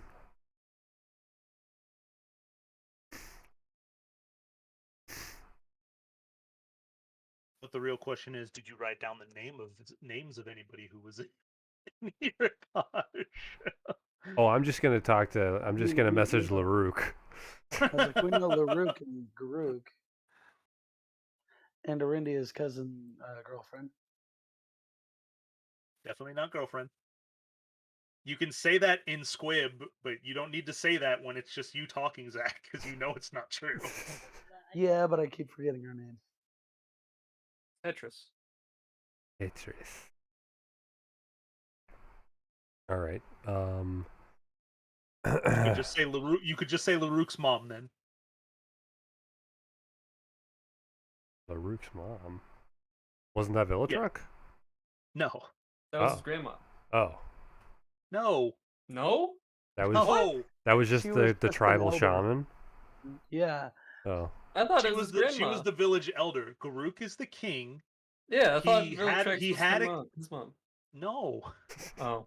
Garuk had a kid with Hetris. That's why Larouk's had dark green skin because he was half drow, half orc, and he was the bastard son of the king. So he had to rise to whatever. oh, that's why you were saying that Zach can just say it's Larouk's mom. Yeah. Now I understand. Instead of Arindia's cousin girlfriend. All right. Do we want to try and mosey on down? Can we? I mean, do any of us have knowledge enough of the upper city to have any idea how close to the lower city gates we are? Nope. This will Hey, be fun. Oh shit! I was gonna say we could ask Terrence, but Terrence doesn't know where the fuck we are either. So Well, we can just head south, right? come We to will find out, eventually we're like come literally across the edge of the middle upper city. We have to walk all the way through the town. Yeah, but you do know it will take longer than an hour to.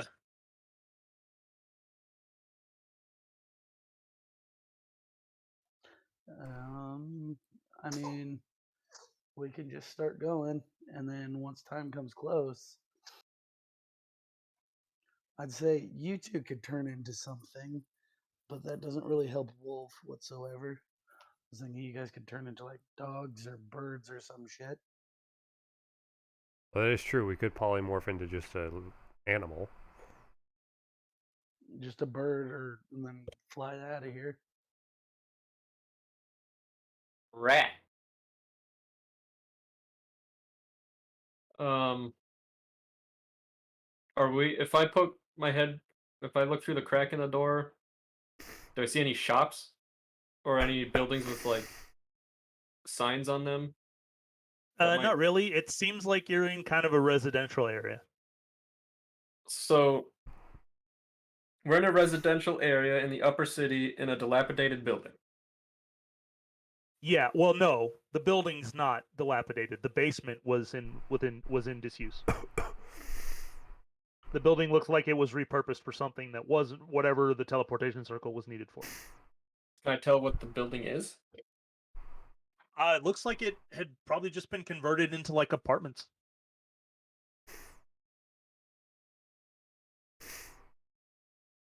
Are there other floors to this building? Yeah. It's like 6 stories high, I'd say.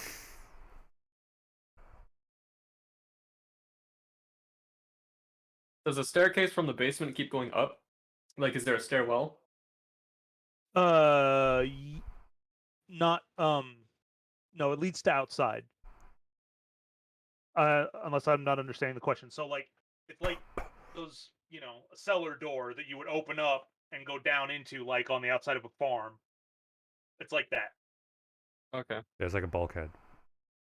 Is there another staircase that would go up to the first floor? You're not inside. It leads outside.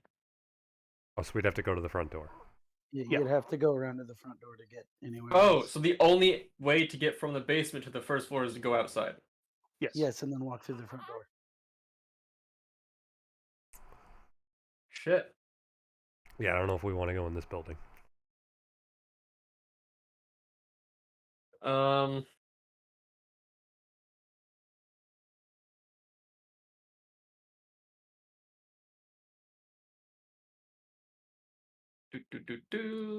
gonna cast Disguise Self on myself and make myself look like a human man. Okay. Be right back.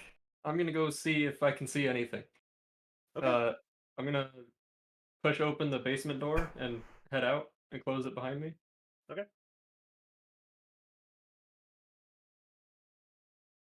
You step out in the sunlight. Not so busy street. Nobody pays you any attention. All right, I'm gonna try. Can I first? If I step further into the street and look around, can I see like any gate to the lower city? Make a perception check.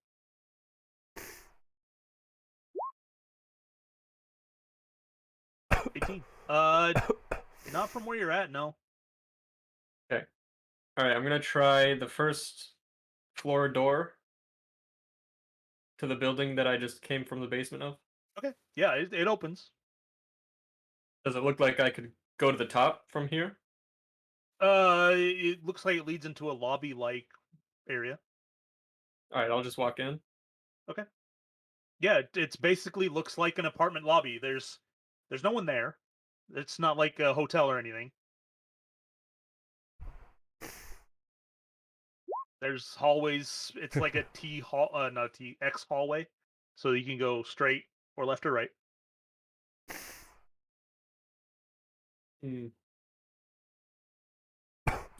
Does it look like there's stairs at the end of any of the hallways? Like are you just walking into the middle of the room and looking all the ways? Yeah. Looks like there's a stairway to your left. All right, I'm gonna go to the stairway and climb up the stairs. Okay. Yeah, it leads up. It's a stairwell, so it goes up to the first floor and it keeps going up. I'm gonna keep going up until I can't. Okay. Yeah, you eventually reach a door. Does this look like a door to someone's room or to the roof? You would assume that it probably leads to the roof. All right, I'm gonna open it. Yeah, leads out onto the roof. Okay. So now I'm gonna look again to see any way to the quickest way to the lower city from here. Okay. So okay, I have you on the Boergenth map. 1 second. All right. So taking you to the Walden City map.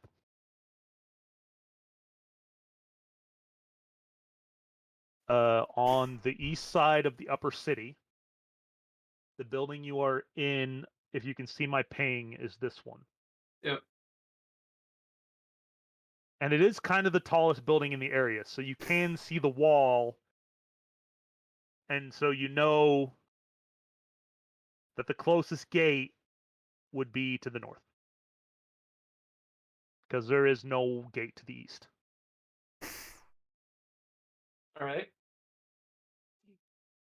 Good thing we How didn't long of head a walk south would that then. be? How long of a walk? Probably 6 hours, 6 to 7 hours.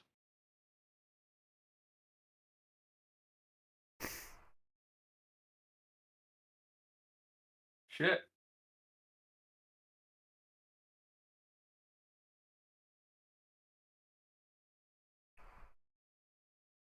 Hmm. Maybe we should talk to Terrence.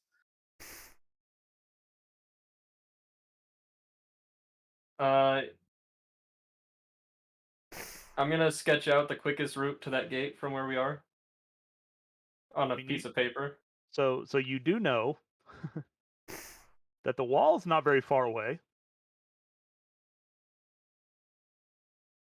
We're gonna climb over the wall. I Oh wasn't- goodness! How high are the walls to the lower city? Oh, 100 feet or so. Shit. And our slow fall crystals, I still have mine. Still have mine as well. Are those a one-time use thing? Yeah. You break it against yourself, and it gives you slow fall for a minute. All right, and Squib doesn't have one. No. But the most damage he could take if he falls is. I'm just kidding. He's still a stupid amount. Granted, I could hop into the bag of holding, and then somebody could jump. Is that possible? Yep. Yeah, should be. So long as Squid can fit. There's just no air in there, so has to hold his breath, but he can hold his breath for like 5 minutes Oh. because it's 1 minute plus your Constitution modifier.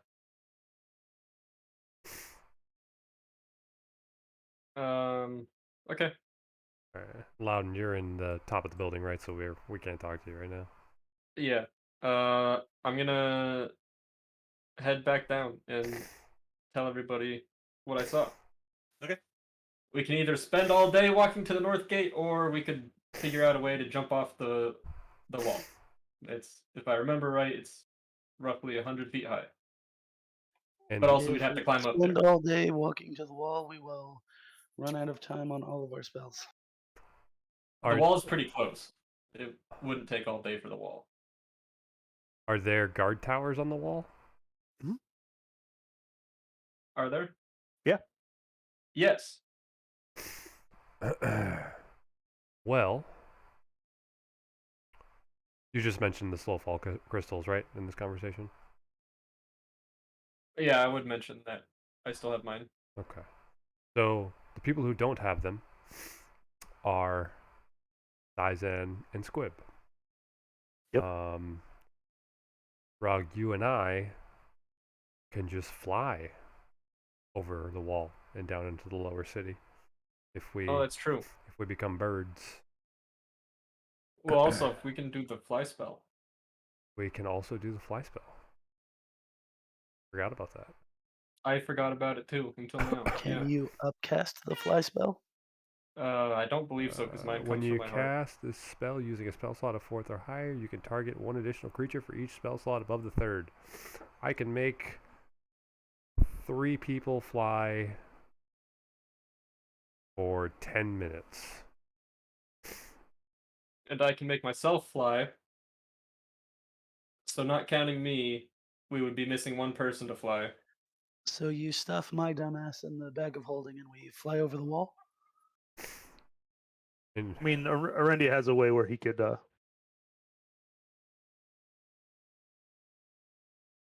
do everybody. Technically.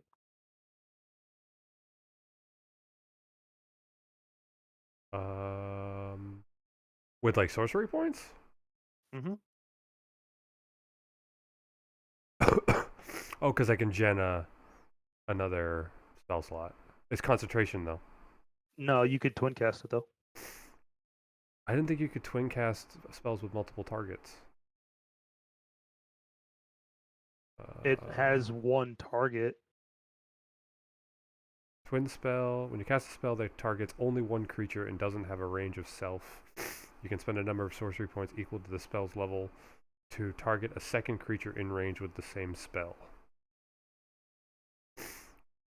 To be eligible, a spell must be incapable of targeting more than one creature at the spell's current level.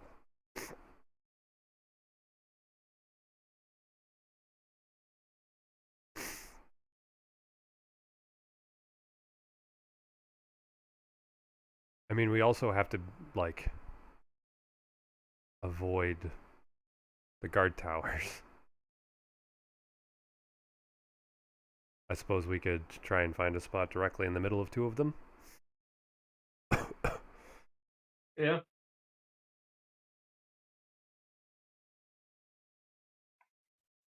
That, and I mean, we could do it at night. It's not like That is true as well. We could we wait. could just hang out in this basement till nighttime. That is a very astute observation.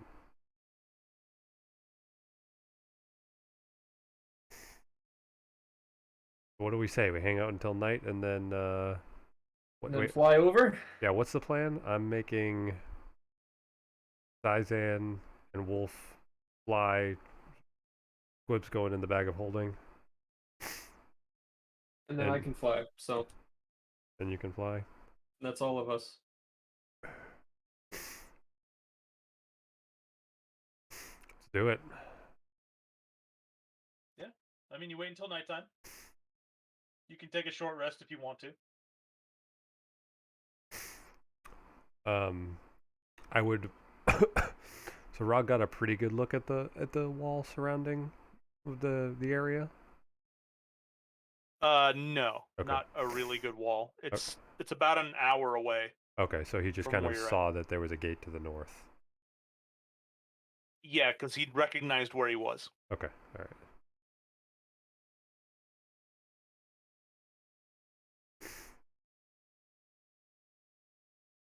Bird's eye view and all that.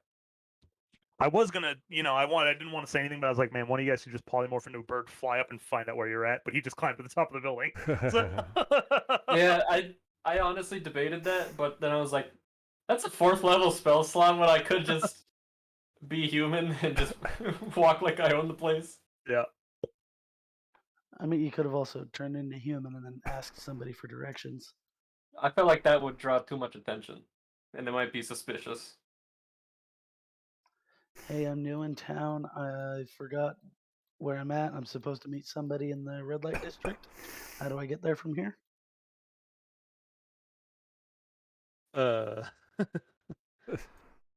They'd be like, "You want to go to the red light district?" You wanna go to the shitty red light district? Yes, I've got some slave deals down there. That would be suspicious, yes. We all know how good I am at subtlety. Sneak Okay, up invisible on someone. Hey, Lavender. Hi. Let me cause a shit ton of problems real quick. You mean Sage? I was close. Not really. Yeah, but They're yeah, both sage. plants. I knew it was a smelly good plant. Okay, so you guys wait until nighttime. What is the plan?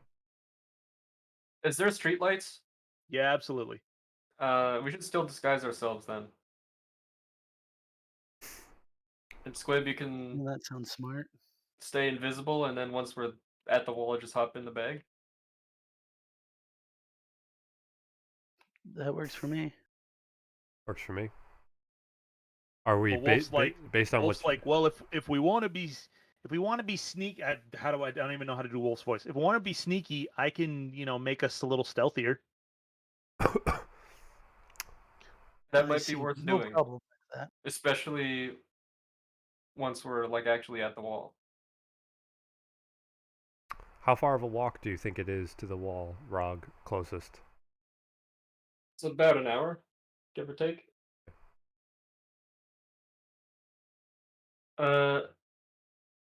Does Pass Without Trace apply to flying? or only if you're walking? It's stealth checks if you're within 30 feet. Stealth, yeah, you just have to be within 30 feet of him. Okay. How long does Pass Without a Trace go? An hour. So if he casts that, It's a second level spell. He has multiple slots if he has to. Gotcha. so let's disguise ourselves just in case. Let's stick with Wolf. And let's just get to the wall, and then we super fly. sneaky. Okay. Yeah. Yeah, just he's gonna cast Pass Without a Trace. You guys disguise yourselves. Sizan passes as human. I need y'all to roll a stealth check. It's plus 10 to the stealth check, right? Yes, I get it with advantage because I'm Yep, because invisible as well. you're invisible. I get advantage Well- because I got my boots. Wolf gets 1,000,000. I'm not even gonna roll for him. He's got the best stealth here. Yeah. So the lowest roll is a 17 for Sizan, so still pretty good. You guys feel pretty sneaky. All right. We're just gonna go right up to the wall. Okay. Yeah, it takes you about an hour, so your disguises wear off right when you get there, and Pass Without a Trace also does as well.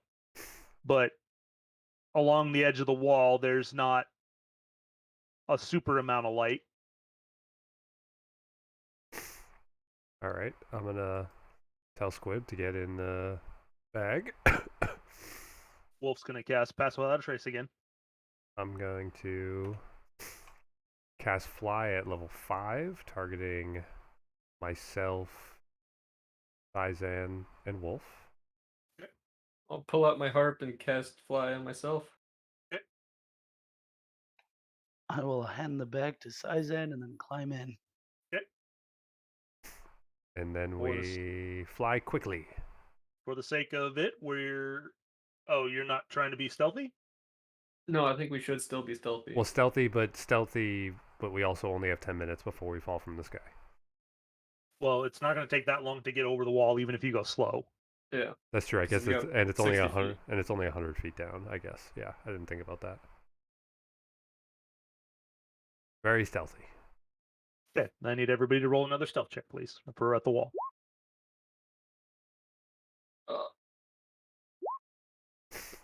23. For I at see a the natural one. No, you don't. No, you don't. No, it's. Oh, For you at the don't get wall advantage or or- no? You No. do not know. I mean, that's still a 17. but it's a natural one. So yeah, you guys fly up. You think you're pretty sneaky. And then suddenly, like, Rog, he's like, oh yeah, he's trying to kind of be cool, and he goes a little early, and he clips his foot on the bottom of the edge of the wall, stubs his toe, and actually makes him break concentration, and he Uh-oh. falls from the top of the wall. I hope he's got Featherfall. I what's the word? Rummage through my pockets to find my slowfall crystal? Or was that on a necklace? Yeah, I mean, it might have been around your neck or around your Okay. wrist, wherever you were wearing it. I probably would have had it on a necklace if that's the way they gave it to us. I mean, it was on a string, so you could tie it around your wrist if you wanted to. I find my slowfall crystal and I have to break it to use it, right? Yep. I crush it in my hands Okay. as I fall. I'm on the Give- other side though, right? You caught your foot on the top of the wall as you were flying over, Okay. and you started to fall on the other side. Go ahead and make a dex saving throw to see how quickly you were able to get the crystal out and smash it for a 100-foot drop. You have a +9. Yes. All right, you're fine. I did not think you were that. I didn't think bards had bonuses to their dex saving throws. Yeah, I have. It's. You're proficient in it, apparently. But why? Shouldn't that be 8? Jack of all trades. Yeah, Jack of all trades does increase it. But no, I thought that was only for ones I'm not proficient in.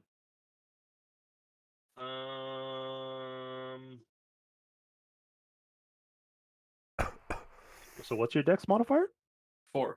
and my proficiency is 4, so it should be +8. Do you have a cloak of protection or something?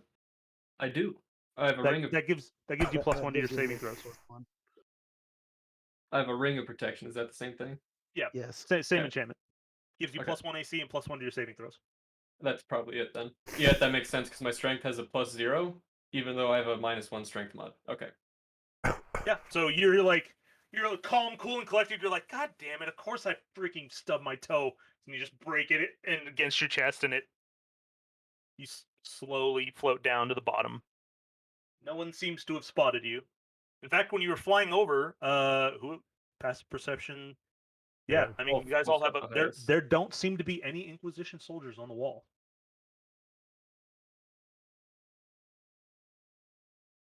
Yeah, because they're all attacking the cities. You can surmise that the mechanical constructs are what are protecting the upper city right now, and the airship. But They you look guys, like they had ranged weapons. the robots, Yeah. not that you could see, no. They've got some kind of energy beam they shoot out of their eyes or some shit, probably. Yeah, they probably got Homelander vision. They got something, How but did- that's metagaming. How did From we what you can shut? tell, they don't have anything. How did we shut down Alfaro's? He had an Killed amulet. him. Yeah, We beat the shit out. Well, we killed him and then they stopped. Yeah, his were controlled by an amulet. The butler told us. But anyway, we went a little bit over, but you guys have successfully escaped from the upper city after using the teleportation circle to get back here after fixing Squib. And now you have things to do. Many problems. Many Many problems. problems. Handle it. So I just need to delete the Snowfall Crystal from inventory, right? Yep, it's gone. Okay. Gone forever. Damn it. That's a OG. That's a Handy. throwback. That is. We've had that for quite a while. Back when Harold was around. Yeah. This is why you don't throw things away. Exactly. All right. Yeah, because metagaming, I could have taken the fall, but I wouldn't want to. Right? You break some of your bird bones. I think it's a bit ridiculous that fall damage doesn't accelerate. It's what 1d. I think it It's- goes up to like 25d6 or something ridiculous. Yeah, but it's per 10 feet and it increases by 1 each time. True. It's like falling 100 feet is super different from falling 50 in terms of like speed. But If you're free falling, you can fall 500 feet in 1 round. It's insane. Falling That's can crazy. be very dangerous. That's a lot of falling. it's a lot of damage.